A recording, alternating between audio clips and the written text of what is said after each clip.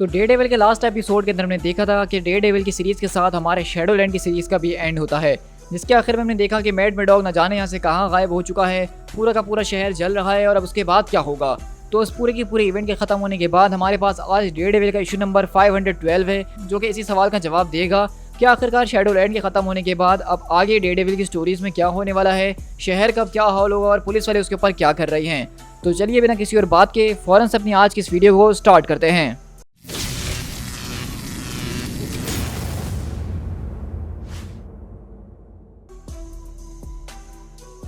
तो कहानी हमारी हेल्स किचन से होती है शैडोलैंड के बिल्कुल सामने, जहाँ पे वो आदमी पूछता है तो क्या आपको वाकई में लगता है कि ये सारी की सारी मॉन्स्ट्रोसिटी जो इस वक्त शहर के अंदर खड़ी है, आप इसको खड़ा रहने देंगे? मेरा मतलब, क्या आपको ये थोड़ा सा पागलपन नहीं लग रहा है? तो हम देखते हैं कि यहीं पे सारे के सारे पुलिस से एक आदमी इंटरव्यू ले रहा होता है जिसका नाम बेन यूरिक है। और आप जानते हैं कि Ben uric basically Marvel comics के अंदर एक तरह का राइटर है, एक तरह का डिटेक्टिव है, जो कि चीज़ों के ऊपर इन्वेस्टिगेट करके इनको लिखता है।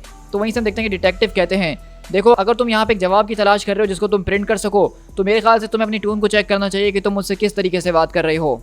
तो बैन बोलता है कि देखिए, मैं तो बस यहाँ पे सिर्फ वैसे ही पूछने की कोशिश कर रहा हूँ जिस तरीके से न्यूयॉर्क वाले सोच रहे हैं। शैडोलैंड जो है एक सिंबल ऑफ फियर बन चुका है और मुझे नहीं लग रहा कि आप लोग यहाँ पे ऐसा कुछ कर रहे हैं जिसके जरिए इस पूरी की पूरी बिल्डिंग को गिराया जाए। आप यहाँ पे इस बिल्डिंग को ऐसे ही खड़ा रहने देंगे?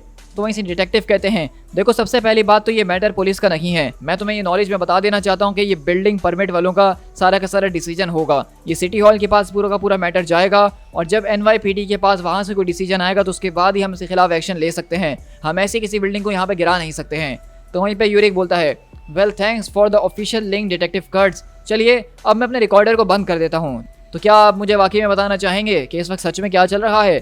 तो वहीं से डिटेक्टिव मुस्कुराते और कहते हैं मैं बस तुम्हें यही बताऊंगा कि हम अंदर नहीं जा सकते हैं क्योंकि उस जगह के अंदर अभी भी निंजाज भरे हुए हैं।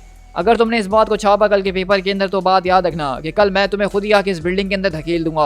और अगले पल हम देखते हैं कि यहाँ पे कर्ट्स जो है वो बेसिकली अपने ऑफिस के अंदर आके कुछ चीज़ों को तलाश कर रहा होता है। तो तभी वहाँ से जो उसके हेड होते हैं वो आते हैं और कहते हैं कि कर्ट्स, ये तुम हो? आखिरकार तुम ये कर क्या रहे हो? मैंने सोचा नहीं था कि तुम इतनी जल्दी वापसी ऑफिस चले आओगे। चलो एक काम करो कि मेरे ऑफिस आओ, मुझे तुमसे कुछ ज़रूरी बातें करनी है लूज एंड्स के बारे में। तो वहीं से हम देखते हैं कि उनके बीच यही सारी की सारी बातें हो रही होती हैं, जहाँ पे बेसिकली कर्ट्स इस बात को बोलता है कि उसने एक डिसीजन ले लिया है। उसने इस बात का डिसीजन लिया कि वो इस पूरे के पूरे केस से बाहर जा रहा है और वो खुद रिज़ाइन कर रहा है। तो वो कहते हैं कि सच में तुम मुझे कहीं हंसाने की कोशिश तो नहीं कर रहे? तो वो कहता है कि क्यों नहीं, मैं ऑलरेडी अपनी पेंशन के ऊपर चल रहा हूँ, तो मैं यहाँ से जब चाहूँ रिटायर हो सकता हूँ। तो वहीं से वो कहते हैं कि हाँ, तुम जब चाहो रिटायर हो सकते हो, लेकिन इस पूरे के पूरे मामले से इतनी जल्दी बच के नहीं जा सकते हो। तुम जानते हो कि शैडोलैंड अभी भी खड़ा हुआ है और तुम्हें इसके बारे में जितनी ज़्यादा इन्फॉर्मेशन है उतनी किसी को नहीं होगी। तुम डेयरडेविल के ऊपर काफ़ी लंबे अरसे से नज़र रख रहे हो और तुम जानते हो कि वो किस तरीके से काम करता है और कहाँ काम करता है। तो वहीं से कर्ट्स बोलता है कि अब चीज़ें बदल चुकी हैं, अब ये मेरा नेबरहुड नहीं है जिसके अंदर मुझे तलाश करने की ज़रूरत है। तो वहीं से वो हंसते और कहते हैं तुम एक पुलिस वाले की तरह बात कर रहे हो। तुम वो थे ना जो कि एक वक्त में इन केव्स वालों के ऊपर ज़्यादा विश्वास किया करते थे। लगता है कि तुम्हें अकल आ चुकी है और तुमने इनके ऊपर से अपने विश्वास को हटा लिया है। चलो ये तो अच्छी बात है, क्योंकि अब DA ऑफिस ने एक वारंट को जारी कर दिया डेयरडेविल के खिलाफ, AKA मैथ्यू माइकल मैडॉक के खिलाफ, और इसकी जिम्मेदारी मैं तुम्हें देता हूँ कि तुम्हें उसको गिरफ्तार करके लेकर आना ही होगा। तो कर्ट्स बोलता है कि देखें, सबसे पहली बात, हम सिर्फ इस बात को अभी तक अस्यूम कर रहे हैं कि मैडॉक ही डेयरडेविल है, जो कि आज तक इस बात को कभी प्रूव नहीं किया गया है। हम तो इस बारे में जानते भी नहीं कि आखिरकार वो इस वक्त है कहाँ। अगर स्ट्रीट्स के ऊपर बात की जाए तो यही सुनने में आ रहा है कि वो हैंड को छोड़ के जा चुका है, वो फोर्ट्रेस को छोड़ चुका है और उसको पिछले कई दिनों से किसी ने नहीं देखा। तो वहीं से वो कहते हैं देखो, सच कहूँ तो मुझे खबर मिली है कि कुछ लोगों ने उसको शहर के अंदर देखा है, कुछ रूफ टॉप्स वगैरह के ऊपर। एक लेपर्ड जो होता है वो कभी भी अपने स्पॉट्स को चेंज नहीं करता है, आई गेस। और वैसे भी वो सन ऑफ अ बिच, उसने हमारे शहर के साथ बहुत ही ज़्यादा बुरा करा है, उसको उसकी कीमत तो चुकानी ही होगी। तो वहीं से कर्ट्स बोलता है लेकिन आपको आखिरकार ऐसा क्यों लग रहा है कि मैं ऐसा कैपेबल इंसान हूँ जो कि डेयरडेविल को पकड़ के लेकर आ सके? तो वो कहते हैं कि ये बात साफ सी है, क्योंकि डेयरडेविल तुम्हारे ऊपर ट्रस्ट करता है, तुम उसके इनसाइड मैन की तरह काम कर रहे थे और उससे जुड़े हुए थे। तो वहीं से वो कहते हैं कि हाँ, मैं उसके साथ काम किया करता था, लेकिन अब सब कुछ बदल चुका है। अब वो डेयरडेविल वो नहीं रहा जो कभी हुआ करता था। मैं तो इस बारे में नहीं जानता कि अब शायद वो मुझसे कभी बात करेगा भी या नहीं करेगा। लेकिन अगले पल हम देखते हैं कि जब यहाँ से कट जो है बाहर खिड़की की तरफ देखता है तो उसको डेयरडेविल वहाँ पे खड़ा हुआ नजर आता है और वो देख के कहता है कि नहीं, मेरे ख्याल से आप ठीक कह रहे थे, आप बिल्कुल ठीक कह रहे थे, मुझे इसको देखना ही होगा इस केस को और मुझे ही पकड़ कर उसको लेकर आना होगा। लेकिन यहीं से हम basically office of Nelson and Blake के अंदर शिफ्ट होते हैं, जहाँ पे फॉगी वगैरह अपने सारी की सारी चीज़ों को उठाते हुए यहाँ से जा रहे होते हैं, क्योंकि पूरे के पूरे हैंड के अटैक के अंदर उनके ऑफिस को जला दिया गया था, सब कुछ बर्बाद कर दिया गया था। तो वहीं से फॉगी बोलता है सो आई गेस कि यही हमारा एंड है। तो वहीं से हम देखते हैं कि डकोटा बोलती है कि नहीं, मेरे ख्याल से अंत अभी इतनी जल्दी आया नहीं है, ज़रा न्यूज़पेपर खोल के पढ़ो, जज क्रैमर की जान ले ली गई है, आज सुबह ही उनको लटका के मार दिया गया। मेरे सारा का सारा पैसा किंगपिन के ऊपर है कि वो अपने सारे के सारे लूज एंड्स को ख़त्म कर रहा है। अगर हम इस सब का इस्तेमाल करके ब्लैकमेल कर सके किंगपिन को तो सारी की सारी चीज़ें ठीक हो सकती हैं, लेकिन उसके लिए हमें मिल के काम करना होगा। तो वहीं से फॉगी बोलता है कि तुमने ठीक कहा, अभी तो मेरे पास लाइसेंस भी मौजूद नहीं है, अगर एक बार शायद यहाँ पे हमारे पास लौट कर मेट आ जाए तो हम सब मिल के कुछ कर सकते हैं। तो वहीं से बैकी बोलती है, ज़रा एक मिनट, तुम अपनी बातों को सुन भी रहे हो कि तुम क्या कह रहे हो? हम सब ऑलमोस्ट उसकी वजह से मरते मरते बचे हैं। तो फॉगी बोलता है कि बैकी, ये पागलों वाली बातें करने की कोई ज़रूरत नहीं है, तुम लोग उस दिन शैडोलैंड के अंदर मौजूद नहीं थे जब सब कुछ हुआ था, मैंने अपनी आंखों से देखा था, उसके अंदर उसकी कोई गलती नहीं है, उसको पोजेस्ट किया गया था। तो वहीं से बैकी बोलती है कि मैं इस बात को जानती हूँ कि तुम्हें किस चीज़ के ऊपर विश्वास है फॉगी, लेकिन इससे ये सारे के सारे फैक्ट नहीं बदलते हैं कि दुनिया की नज़र में ये सब जो है बेसिकली उसने ही किया था, और आखिरकार सब कुछ करने के बाद भी वो जेल से ऐसे कैसे भाग सकता है? जो गलतियाँ उसने करी हैं उसकी सज़ा तो उसको मिलनी ही चाहिए ना। तो हम देखते हैं कि बेसिकली बैकी और डकोटा यहाँ पे जो है मैड मैडॉक के काफ़ी ज़्यादा खिलाफ हो चुके हैं, लेकिन फॉगी अभी भी अपने दोस्त का साथ दे रहा है और कहता है कि मैं उसकी मदद करने के लिए उस दिन गया था, तो उस वजह से ही सब कुछ ठीक हो पाया है, और मैं उसकी मदद करना कभी छोड़ूंगा नहीं, चाहे कुछ भी हो जाए। तो बैकी बोलती है कि अगर ऐसी बात है, उसको तुम्हारी इतनी ज़्यादा ज़रूरत है तुम्हारे दोस्त को फॉगी, तो ये बताओ कि इस वक्त वो है कहाँ? तो फॉगी बोलता है कि मैं ये नहीं जानता कि इस वक्त वो कहाँ है, लेकिन मैं इतना ज़रूर जानता हूँ कि वो वापसी लौट कर ज़रूर आएगा, मैं इसको महसूस कर सकता हूँ। तो बैकी बोलती है, चलो आई होप कि तुम बिल्कुल ठीक समझ रहे हो, आई रियली डू, लेकिन मैं अब मैडॉक के ऊपर ट्रस्ट नहीं कर सकती हूँ बिल्कुल भी, तो अगर तुम उसका साथ देना चाहते हो तो फिर ये तुम्हें अकेले ही देना होगा। Good bye Foggy and good luck. और इस तरह हम देखते हैं कि डकोटा और बैकी वहाँ से अलग होकर चले जाते हैं, और हम देखते हैं कि फॉगी नेल्सन वहीं पे उस कमरे के अंदर खड़ा हुआ मैड मैडॉक का इंतजार कर रहा होता है पुराने दोस्त की तरह। लेकिन इसी तरह हम यहाँ से शैडोलैंड के अंदर शिफ्ट होते हैं, जहाँ पे किंगपिन कहता है तुम्हारे पूरे के पूरे कैसल को ब्रीच करके जला दिया गया है, द हैंड जो है अब वो टूट चुका और बिना किसी लीडर के है, और ऐसा उनके साथ होना भी चाहिए था क्योंकि तुम लोगों ने अपने आप को खुद करप्ट करा है और अपनी जड़ें खुद ही काटी हैं। ये सब इसीलिए हो रहा है क्योंकि तुमने मैड मैडॉक को अपना लीडर बनाया था, तुमने एक ऐसे आदमी के ऊपर विश्वास करा जो तुम्हें चला नहीं सकता था, लेकिन अब तुम्हारे पास कोई घर नहीं है, कोई आर्मी नहीं है और कोई फ्यूचर नहीं है, एक्सेप्ट कि मैं तुम्हें एक दे सकता हूँ। तो वहीं से निंजास कहते हैं, हमारे मास्टर ने हमें सब कुछ दिया, ये पूरा का पूरा घर बनाया, और अब उनके जाने के बाद तुम यहाँ पे आके सब कुछ अपना बनाना चाहते हो? हमने मैडॉक को चूज़ किया था, हमने कसम खाई थी कि हम मैडॉक का साथ हमेशा ही देंगे, तो तुम्हें क्या लगता है कि हम तुम्हारी वजह से उसको धोखा देंगे?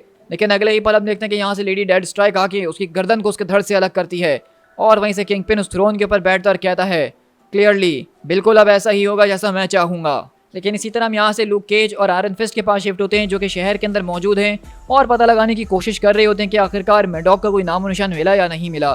तो आयरन फिस्ट भी हम देखते हैं कि इसी बात को कहता है कि नहीं, यहाँ पे मैड मैडॉक की कोई खबर नहीं और उसके बारे में किसी ने कुछ सुना भी नहीं है, और पूरा का पूरा हेल्स किचन बिना मैड मैडॉक के बिल्कुल अजीब सा महसूस हो रहा है। लेकिन अगले पर लूक केज बोलता है, ज़रा एक मिनट फिस्ट, मेरे ख्याल से वो अभी इतनी जल्दी यहाँ से गया नहीं है, क्योंकि अगले पल उनको वहाँ पे डेयरडेविल जो है वहाँ पे बिल्डिंग्स के ऊपर उछलता हुआ नजर आता है, और अगले पल हम देखते हैं कि वहाँ पे कुछ गुंडों की बहुत बुरी तरीके से वो शामत को बुला रहा होता है, और हम देखते हैं कि अगले पल लूक केज और आयरन फिस्ट उसके सामने पहुँचते हैं, और आयरन फिस्ट कहता है, लिसन मेट, हम जानते हैं कि यहाँ पे बहुत कुछ क्रेजी चीज़ें हुई हैं, लेकिन क्या तुम हमसे बात करोगे? और लूक बोलता है, हाँ, एक जहन्नुम चल रहा था जो कि अब खत्म हो चुका है, तुमने ऑलमोस्ट अपने सारे के सारे दोस्तों को मार ही दिया था, लेकिन अब तुम्हें इन सारी की सारी बातों को तो फेस करना ही होगा ना मेट। लेकिन हाँ, इसे हम देखते हैं कि बेसिकली डेयरडेविल यहाँ से भागना शुरू करता है, और आयरन फिस्ट बोलता है कि हम उसको यहाँ से भागने नहीं दे सकते हैं, कम ऑन, हमें उसको पकड़ना होगा। और लूक केज बोलता है कि आखिरकार वो गया कहाँ, मैंने कभी उसको इतना तेज़ भागते हुए नहीं देखा। तो वहीं से आवाज़ आती है, केज, आयरन फिस्ट, तुम लोगों को जिसकी तलाश है और जो तुम मुझे समझ रहे हो, मैं वो नहीं हूँ। तो हम देखते हैं कि वहाँ पे दरअसल वो डेयरडेविल नहीं बल्कि ब्लैक पैंथर है, और केज बोलता है कि ब्लैक पैंथर, तुम आखिरकार यहाँ हेल्स किचन के अंदर क्या कर रहे हो? ये तुम्हारा नेबरहुड नहीं है मेरे भाई।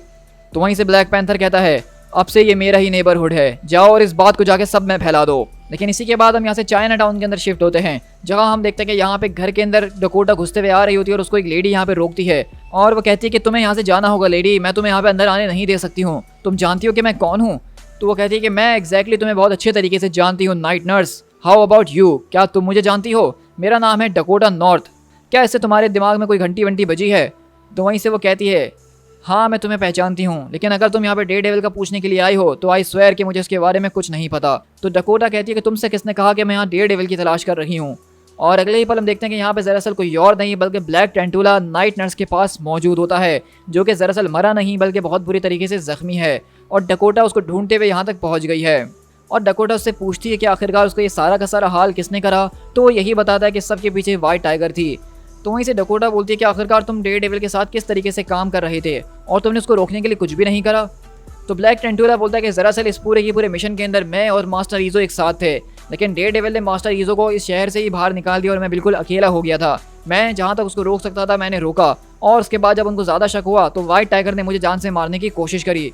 और वहीं से ब्लैक टेंटुला बताता है कि इस वक्त अगर बात की जाए तो वाइट टाइगर की कोई खबर नहीं है, इसके बारे में किसी को नहीं पता कि वो गई तो कहाँ गई। तो वहीं से डकोटा बोलती है कि देखो सच कहूँ तो इस वक्त मुझे उसके बारे में बिल्कुल भी परवाह नहीं है।